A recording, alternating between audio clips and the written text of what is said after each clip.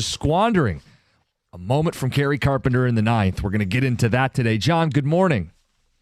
Good morning, bud. How you doing? Good morning, Jim. How are you? Jonathan, happy to be here with you today. I know. Well, she's getting ready to jump all over me. You said it in my, I did it. My skin crawled. You twitched. Physical reaction to it. I don't like bud. So, okay. Buddy. But I have no I'm issues sorry, with Jim, this. but I think you are a buddy of mine. Yeah, it's just like we're fun, playful. That's great. Yeah. Don't call me bud. That's all I'm saying. Pal. Well, I would never call a woman but bud. We're buddies, right? You're not buddies with Heather? I guess I would say it's more. I'm not in the buddy No, circle? you're not that close. You're a friend. And good he's morning, a friend. friend. Yeah, good. Yeah. Good morning, buddy. Good morning, friend. Heather, how are you? I see you little tiger blanket. Is it chilly in here? Well, my hair's wet, so I'm I'm cold. Okay. Anyway, All good right. morning. Good morning. John, what do we make of these Detroit Tigers? Because as people wake up today, they have a 5.5 game lead in the Central. Yep. Which that's the lowest it's been since they built up that big 15.5 game lead at one point, right? Yeah, I mean, they were at 5.5 at one point, I don't know, maybe a month ago as well. And then they got their act together. Yeah, they were back up to, I think it got to as high as 10.5 again. Maybe it was, I know it was double digits at some point. Sounds right. But as they sit today, the Tigers have won 7 of their last 20. Not good.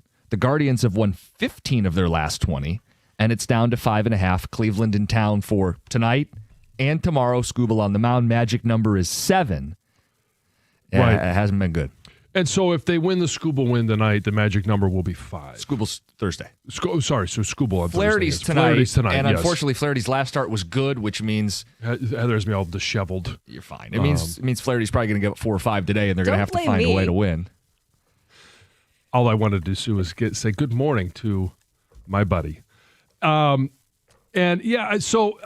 Flaherty tonight, Scooble tomorrow, and I Honestly, know that just this win is one of them, and you're okay. Yes, that's my whole point. Is Flaherty has pitched well. In fact, Mize pitched well last night, well enough to win. Right, and both of these guys, all 3 of these guys, have pitched well against the Guardians. So I know it's every other start for Flaherty, but he's pitched well against the Guardians. So what does that mean tonight? Because this is supposed to be the other performance by Flaherty. We'll see what we get tonight. But yeah, if you win tonight, it's 5. If you win Scooble, then it's 3. Right, the magic number shrinks by 2 significantly, and they have 5 more games with Cleveland. Not just the 2 here, but the 3 in Cleveland next week. Right, but that's the issue. It's in Cleveland. I know, but I'm not panicking. I wonder if people are getting nervous though, because again, Cleveland playing well, Detroit playing poorly. You're leaving the door open. This is a chance to slam it shut and be done with it. And instead, we're doing this dance where you're starting to look at the standings again. Yeah, I think people are. There's going to be a nervous energy. And it's just, everybody wants something right now. And with the way that this team started, the way that they were playing, the leads that they have had, they wanted it to be done by now.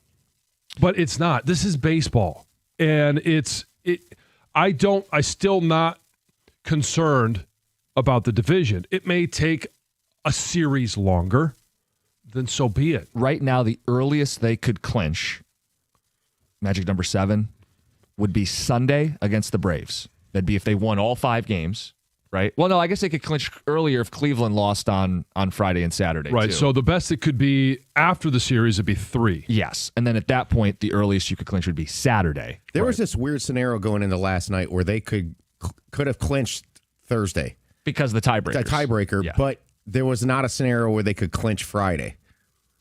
And I couldn't figure it out, but I heard them say it on the broadcast radio last night. I'm sure they got I'll it right. take their word for it. Somebody smarter than us did the research. Because that means Cleveland would win one of these games then, which they did, and then it changes all the math. It gets kind of squirrely. Okay, so I think the biggest takeaway last night, though, is they wasted that Carpenter moment because it was an epic swing as a pinch hitter in the 9th inning to tie the game. Everybody's going crazy, berserk, and you don't even get to settle down. Vest is getting teed up as soon as the top of the 10th began, and they're down 3 runs before he gets an out. They're down 4 runs before they get a chance to bat, and it's all for naught. Yeah. And, I mean, it's kind of one of those things, too. So if they pitch in a lefty, which Cleveland did, you're going down there going, oh, not going to see Carp. And I actually thought that yesterday afternoon, I'm like, Carp's not going to be in the lineup. I don't really ever like it when Carp's not in the lineup. But then I had the idea of, well, at some point, the bullpen's going to come in. And what do we know AJ likes to do? Mix and match. Mix and match. It's just ironic that he would have a moment like that in the ninth. And then it goes for naught because they can't seal the deal. At the same time that we're looking at Cleveland in the rearview mirror, 5.5 back, the race for the 2 seed's also getting kind of tight here. Well, so, okay, let's hit pause just for a second because I know that Tigers fans maybe they're nervous, maybe they're, whatever they're feeling right now. But whether it's about Seattle or it's about Cleveland, that number 2 spot, which is probably, it's obviously, it's closer. It's more at risk than anything else. Wouldn't you rather be in the Tigers' position than where Cleveland is looking up? Yep. Or Seattle? And I know that they're on a 10-game heater, and Cal Raleigh just hit, 2, one from the right and one from the left. Most ever for a switch hitter in a season. But I'd still rather be where the Tigers are now. They're ahead. Oh, yeah, let's not forget that. And I think a lot of people forget that this is the reason you add them all up at the end, and the ones in before the All-Star break count as much as the ones after the All-Star break. They all count as one. And you're going to have streaks, you're going to have ups, you're going to have downs. But when it comes down to it, the Tigers have done the best job in the division of putting themselves in position to win it. When you really frame it, there are 11 games to go. They have a 5.5 game lead with 11 games to go. 5 of those games are against Cleveland. Mm-hmm. You shouldn't lose all of them. No. You win a couple of them, and you put the screws to the Guardians, and you're fine. So it's not a panic. There's a nervous energy only because you don't want to have squandered a 15-game lead. Right. You've been in first place. They showed a graphic last night for like 160 days. The idea that you wouldn't win it would be ludicrous. Right. When they win it, and it's not wire to wire because 84, it was 181 games. The most they can get is 180. You saw the same graphic I did. They showed that one. I didn't see it last night. Oh, okay. They showed it, I don't know, maybe a month ago. Oh, okay. Yeah, the most they could get is to 180. 181 was the 84 Tigers. 248-539-9797. Just to check in with people as we start the show today. We'll check in with A.J. Hinch tomorrow. He'll be on ahead of a Scooble start. And you always feel good with Scooble on the mound in a pivotal game to hopefully put Cleveland out of their misery. And hopefully, we asked, you famously asked, who's the number 2? Oh, and he, said, well, who are we playing? I don't have to make that decision now, blah, blah, blah. And I talked to him about Dingler. Dingler, and how does he get his chance to move up in the lineup? Well, where would you put him? Okay, well, but we are getting closer. And we can ask about Mize and his performance over the last couple of starts. Three in a row now that he's given him a real shot to win. The 8 strikeouts last night. He struck out 4 of the first 5 batters. And again, he gave up 3 runs. It wasn't like he was ace-like, but he gave him a shot to win last night. Right. And we'll have a chance to talk to him about Flaherty tonight. Yeah, see how he does. See if he can string together a couple good starts in a row and put the Tigers in an advantageous position down the stretch. One quick note on Seattle. You mentioned they're on this tear. Yeah. They've won 10 in a row now. And they're crediting it in part to a fan who hired an Etsy witch to help the team break out of their slump. Oh, an Etsy witch. I don't know if you've ever done this. Greg, you just looked at me very excited. I don't know if you've ever done this, Greg. But here's the backstory on how Seattle turned this thing around. In addition to, playing good baseball, Stephen Blackburn of Lake Stevens posted on September 5th that he, quote, paid an Etsy witch to fix the Mariners, who had lost 4 in a row and 6 of 7. Quote, the idea to lift the curse actually came from my best friend, Blackburn told KOMO News. She and I have made jokes in the past about using magic or witchcraft to fix various things in our life, and she suggested the witch a few months ago. Hey, why don't you hire a witch to fix the Mariners? He paid $15.99 on Etsy to Spell by Luna to get their act together and start winning baseball games. And even the team has played into this. They've won 10 in a row. But we have the ultimate counter. What? We have our own witchcraft. Yeah, what is that? We just need Jim to Costa-lock the Mariners for the number 2 seed. and it fixes all of our problems. But I don't believe it. Doesn't come from the heart. You think it came from the heart of that witch? She didn't. She had hers is different than $15.99. him. When he gets ahead of himself and It's got to be genuine. he just blurts it out without thinking, that's when things happen. Can we get somebody? Can we start a GoFundMe? The $15.99. It's going to cost more than $15.99 Jim to come from the heart.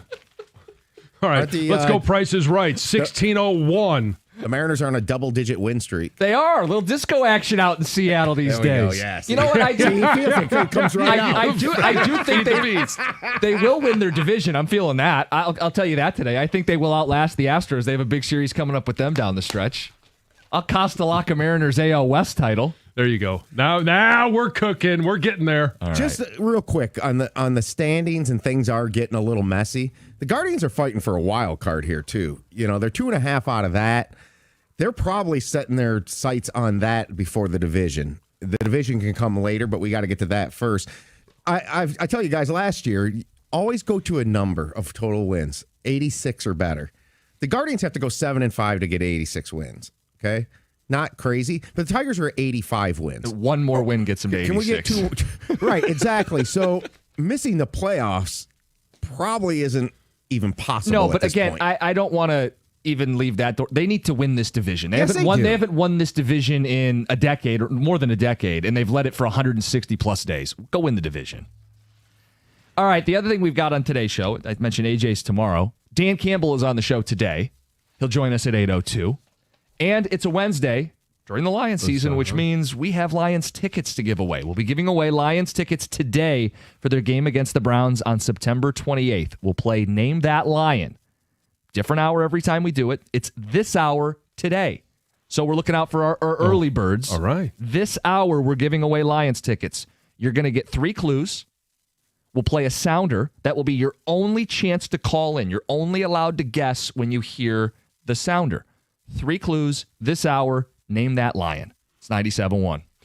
FanDuel is getting you ready for kickoff with an offer you won't want to miss. New customers can bet just $5 and get $300 in bonus bets if you win. That's right. Pick a bet $5, and if it wins, you're going to unlock $300 in bonus bets to use all across the app. You can build parlays, bet player props, ride the live lines, whatever your style, whatever you want. FanDuel has you covered. The NFL season is rolling right along. We are already into week 3. The only question is, are you ready, or why haven't you played yet? Visit FanDuel.com/971 Detroit to download the FanDuel app today and get started. That's FanDuel.com/971 Detroit. Must be 21 or over and present in Michigan. First online real money wager only. $5 first deposit required. Bonus issued as non-withdrawable bonus bets that expire 7 days after receipt. Restrictions apply. See terms at sportsbook.fanduel.com. If you have a gambling problem, call 1-800-GAMBLER.